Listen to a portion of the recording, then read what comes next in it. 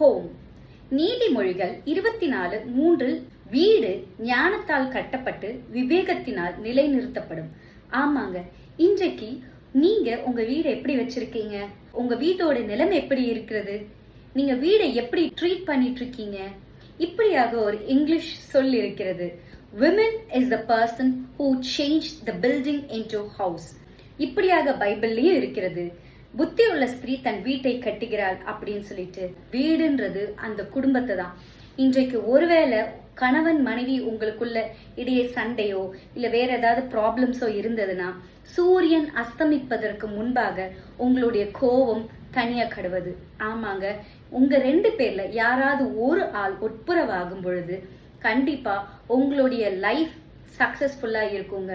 எப்போ ஒரு கணவன் மனைவியை பார்த்து ஆசிர்வதிக்கிறாரோ, எப்ப மனைவி கணவனை ஆசிர்வதிக்கிறாரோ, அந்த இடத்துல பினான்சியல் பிளெஸிங் கண்டிப்பா இருக்குங்க. ஒருவேளை இதுவரை நீங்கள் ஆசிர்வதிக்காதவர்களா இருந்தீங்கன்னா இனிமேட்டு ட்ரை பண்ணி பாருங்க. கணவன் வெளியில போகும்போது நீங்கள் போகிலும் ஆசீர்வாதமா இருப்பீர்கள், வருகையிலும் ஆசீர்வாதமா இருப்பீர்கள் அப்படின்னு சொல்லி பாருங்க. உங்கள் வீடு ஆசீர்வாதத்தினாலும் சமாதானத்தினாலும் நீடித்த ஆயுள்னாலும் நிரம்பி இருக்கும். எப்பன்னு கேக்குறீங்களா? நீங்க ஒரு புத்தியுள்ள ஸ்திரீயா இருக்கும் பொழுது. ஆமாங்க, புத்தியுள்ள ஸ்திரீ தன் வீட்டை கட்டுகிறாள். God bless you.